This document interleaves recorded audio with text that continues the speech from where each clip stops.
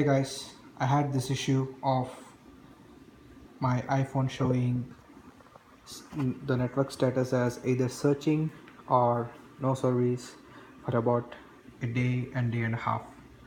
I started plugging my head like hell, and I have gone through numerous websites and YouTube videos, but none of them has given me the solution.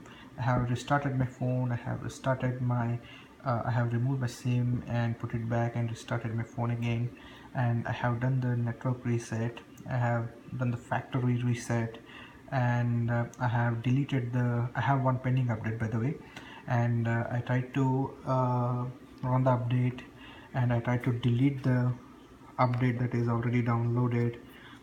I tried every trick that was been there over internet, but finally I found out what the issue is. I tried to, before going to the solution, I went to the iPhone store, and I booked an appointment tomorrow for giving my iPhone. I have a manufacturer's warranty, and they asked to fix the issue or give a new device, and so I thought of taking backup of my iPhone. By the way, this is iPhone 7 256 GB. I connected to my computer and launched the iTunes and try to take the backup. Once the iPhone backup is done, my the iTunes server, which is the legacy storage system for the iPhone. Of course, most of you might be using iCloud, but I'm not using the iCloud anymore. The iTunes application automatically updated the iPhone firmware, and it downloaded and installed the new iPhone update, and it updated the iPhone firmware, and in the process it rebooted my iPhone numerous times, and finally once it is done, I just put the SIM card back and it start working. You can see here Verizon Wireless is back. So the trick is here: when iPhone tries to update its version, it will download the latest release, followed by it. I think the way it is coded, it will try to take the backup of your iPhone before updating the software.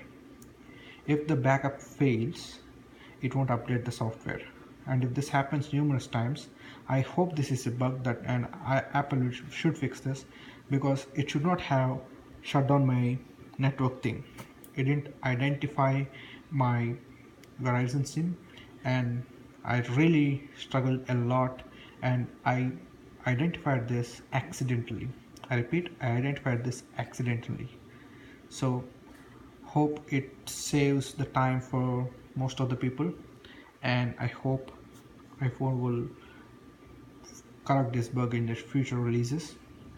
And geez, if you are unable to take the backup, and if you're unable to upgrade your iOS version because of this, if your network is down, if your iPhone is unable to detect your SIM, that's not good customer experience, and that's not we expect, right? Anyways, thank you very much for watching, and hope this might have helped you. If you like it, please hit a like to my video, and God bless you all. Thank you.